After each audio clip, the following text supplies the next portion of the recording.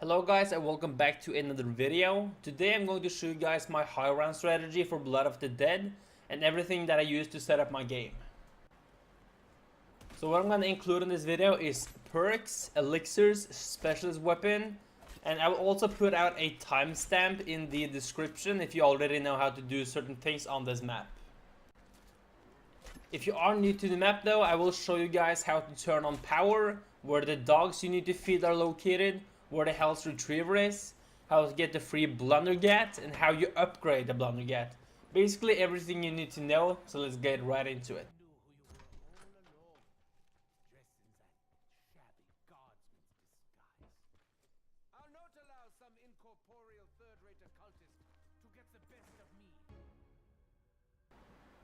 Okay, so before I get into everything in game, let's talk about the perks you should use for this map.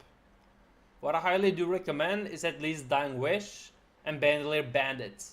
You can also use something like Victorious Tortoise, so if you get stuck, you can pull out your shield and never get hit. So when the shield gets destroyed, it's gonna kill all the zombies in your way and you're good to go. And the fourth perk is really just up to you. What I would use is Stamina Up, since this strategy is a training strategy and not a camping strategy. Okay, so for elixirs, it's really all up to you and what you are willing to use, if you have any limited elixirs or basically non-classic ones.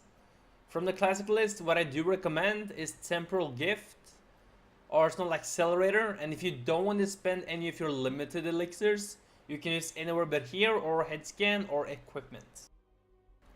However, if you do have some limited elixirs to spend, I recommend using something that can help you get your ammo back. For example, cashback or alchemical. But when it comes to elixirs, it's really just what you prefer yourself. Okay, so the final thing before I get into the gameplay is the specialist weapon. I'm not gonna talk anything about this, but Path of Sorrows is really what you want to rock for this strategy. But if you don't like it, maybe Ragnarok can be a second option. Okay, so starting off the game, what you want to do from spawn is to open up the first door, take a right, and you will find a building called New Industries. Now what you want to do is to feed 6 zombies to this dog, as I'm showing you right now. There are 3 dogs located on the map, and I will show you guys all the 3 locations throughout this video.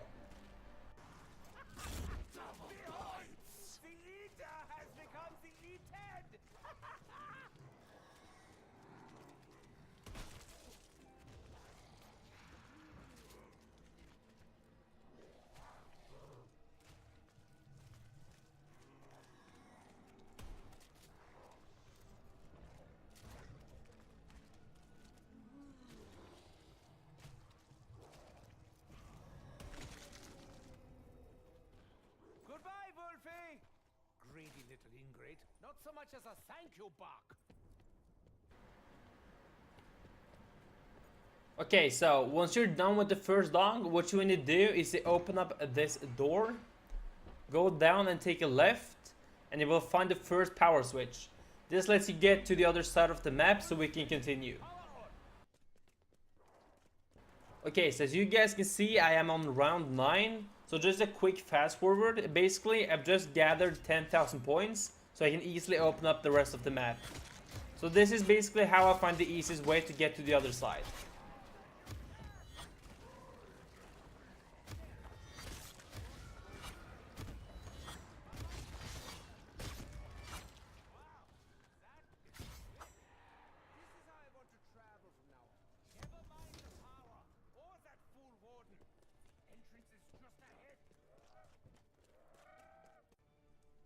Okay, so starting from this point, I will now show you guys where the second dog is located. For those of you who are new to this map, this corridor can be extremely confusing for some people, so that is why I'm doing it this way.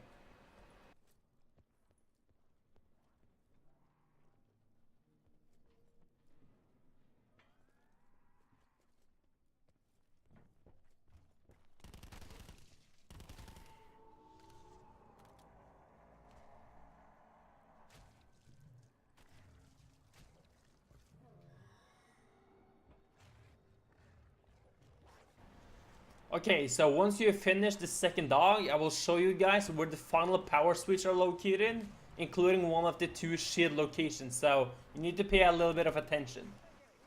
That thing eats more than any creature I have ever encountered. Dempsey is a human. He does not count.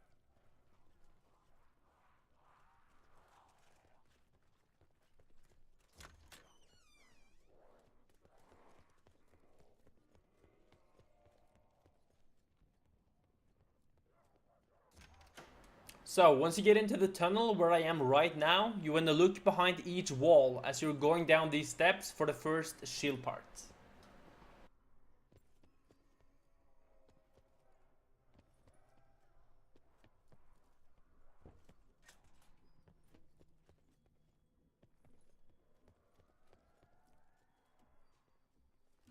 Correct shape, proper alloy, acidic taste.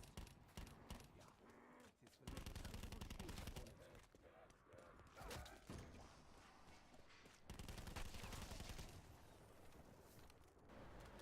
Okay, so as soon as you turn on the second power switch, the boss will automatically spawn in for you, and he will also drop you a key.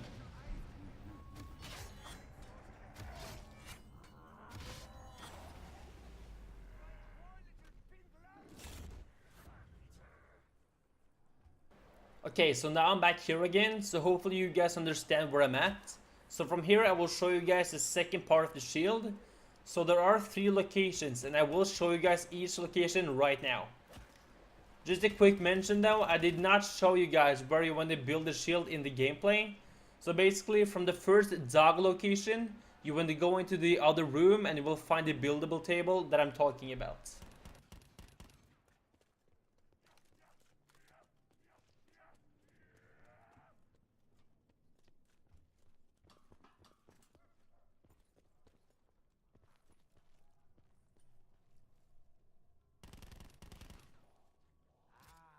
Spectral essence. Now, if I only had some receptacle to store it. Okay, so starting from the second dog location, I will show you guys where the final dog is located. So once you're done, I will show you guys how to get the health retriever.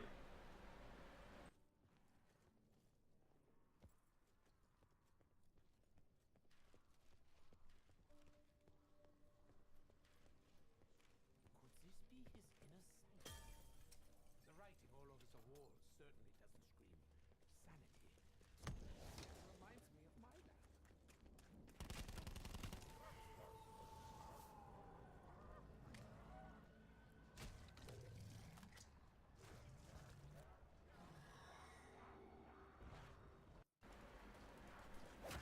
Okay, so once the final dog is finished, you want to go into the warden's office, and then you want to go down this trapdoor. The warden's demonic office. Okay, so as soon as you see the Tomahawk, you quickly have to press square. If you fail, you just have to go back and try again, but you have to be very quick.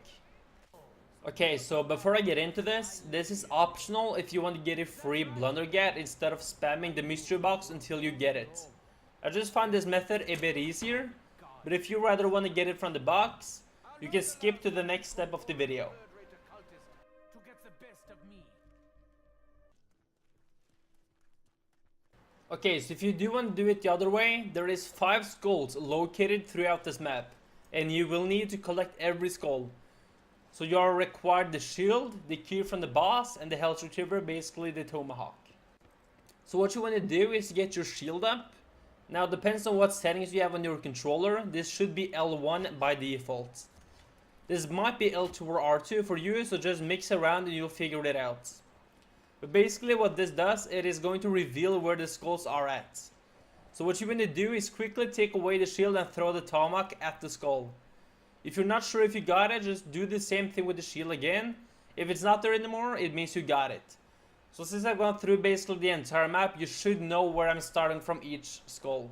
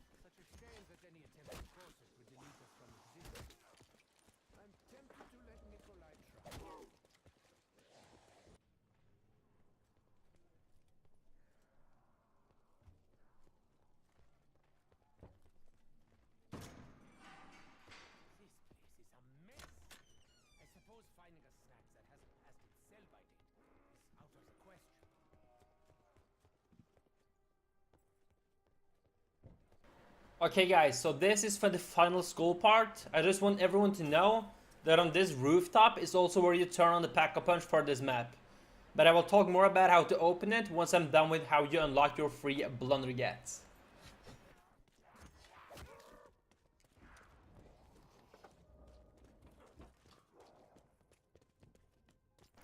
Okay, so now we're back at the second dog location again, and I will now show you guys how to collect your Blundergat if you did collect all the skulls for it. If it's not there, you need to figure out if you accidentally missed any of the skulls around the map.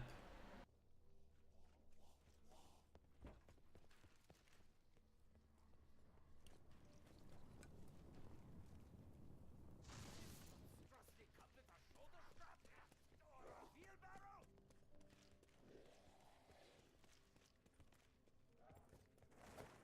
Okay, so now I'm back at the rooftop again, and what you have to do to unlock the pack-a-punch is to kill the zombies by collecting their soul. So you need to take your shield out and drain essence. I'm not sure how many you need for this, but I believe 10 is enough. Okay, so when you're done, you're going to do a shield blast on this power source right here, and 2 ghosts should pop up for you. But if not, you need to collect more souls. And I also want to mention that the pack-a-punch does move around the map, so there are 3 locations. So the first one is at the first power switch like I showed you at the beginning. The second being at the second power switch near the docks. And the third location is basically where you built it at the first place. Okay guys, so now I'm going to show you how to get the Blundergat upgraded in 2 ways. The one is the Acid Gat, which I'm going to show you right now. The second one is the Magma Gat, which I will show you right after this one. So for my strategy, what I do recommend the most is the Magma Gat. Simply because it's better, it attracts the zombies and does have more damage in the higher rounds. But for the sake of the video, I will show you both. So for the Acid Gat, you need to collect 3 parts. So the only requirement is the key that you picked up from Warden, the boss. Just as I suspected.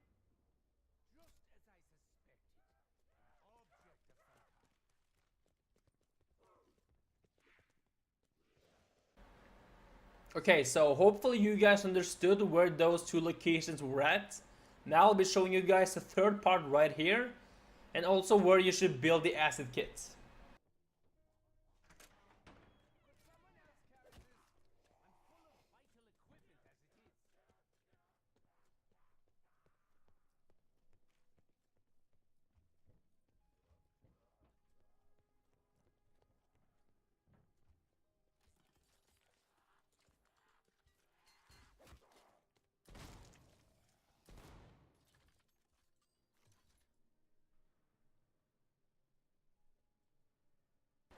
Okay guys, so here's how you get the Blundergat upgraded to the Magma Gat. So before I get into this, there are certain things I do recommend you to do, because you might find this step hard. So what I recommend is at least having a shield, your specialist weapon ready to use, and that you train all the zombies outside like I did in this gameplay. So once you have placed a Blundergat inside the fireplace, you cannot step outside the house until these 3 skulls are lighted up blue.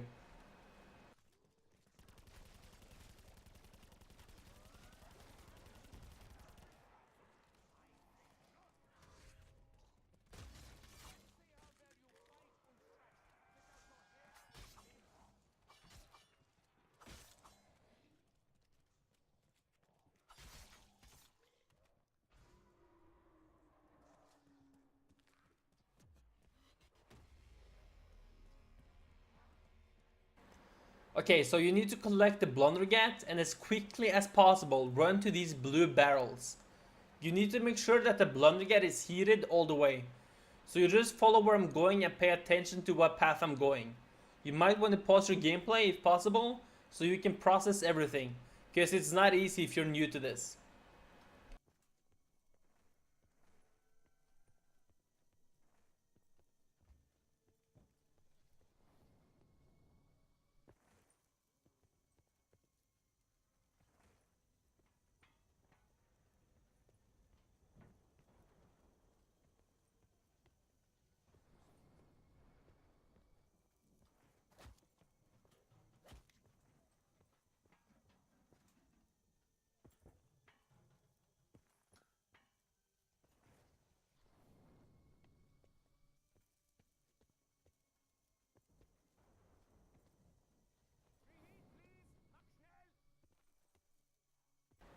Okay, so once you've placed a Blundergat on this anvil, just wait for about 10 seconds and you can pick up your Magma Gat. If you can't place it on the anvil, it means that you were too late and you have to redo the step. So once you've picked it up, it will force you to spawn another boss to kill, but with the Magma Gat, it should not be a problem.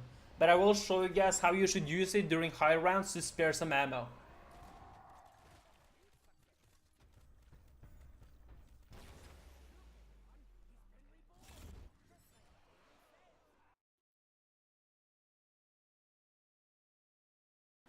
Okay guys, so now I've shown you how to get set up and basically everything that you need to get yourself ready. One quick thing that I want to mention is buy the wall buy in this room and pack-a-punch it. It doesn't really matter what you pack-a-punch it into, as I feel like none of the weapon abilities is good. But what I used was brain rot. So now I want to tell you guys some few strategies along the way while you can pay attention to how I train the zombies. So the beginning of the video, I said Killjoy was a nice elixir to use instead of spending your cashback or alchemical elixirs for ammo. The reason why I find Killjoy so useful is simply because every time I used it, I would get a new max ammo. But like I said, maybe that's just my luck, and that is all up to you.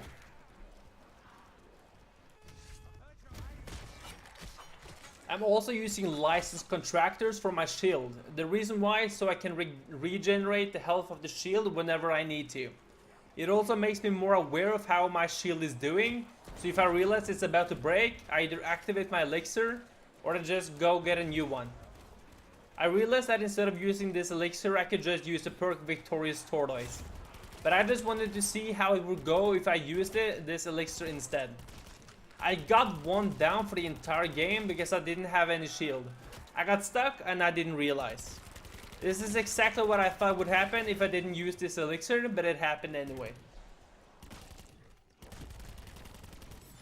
And the temporal gift is extremely OP when you get yourself an insta-kill power up.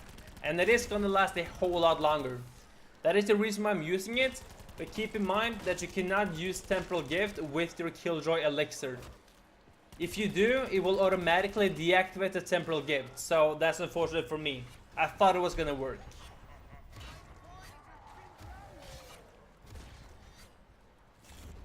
Okay, so when it comes to the specialist weapon, what I do recommend is to use it halfway and just put it away. You can slice through an entire horde of zombies, and after that it's basically just a waste in my opinion, so you can just save it.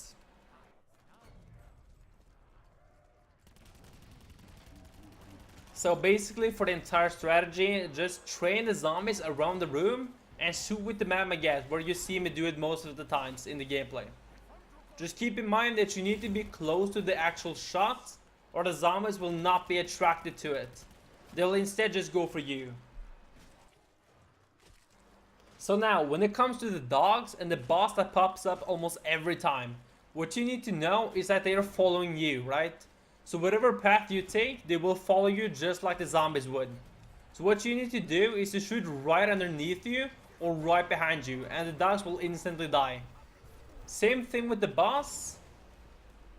So don't shoot at him. Shoot at the ground where he's gonna walk, and you will easily kill him with 2 or 3 shots, including some zombies.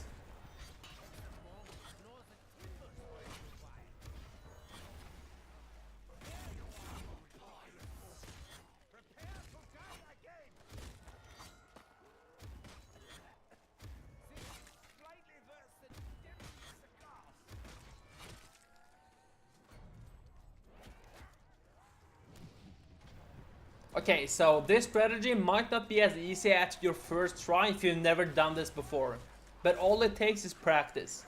So as you guys can see right now, I'm at round 95, but I stopped recording right after this. I got to round 97 and then this happened to me. 3 rounds off 100, and I only got 1 down at round 89. But it does prove that this strategy 100% works unless Treyarch decides to ruin it for you. But luckily, all of your stats will be saved, so I did get all of my Nebulan Plasma, XP, and the round was saved as well, apart from the round when they crashed. Okay guys, so that was my high round strategy for Blood of the Dead. I hope it helps you guys out there getting into a higher round so you can beat your own highest record. If you did find the video helpful, make sure you drop a like. And if you are new to the channel, I would appreciate it if you could drop me a sub. And of course, comment down below if you guys have any questions. I will try and answer the best of my ability. So I'll see you guys later in another live stream or video, and peace out.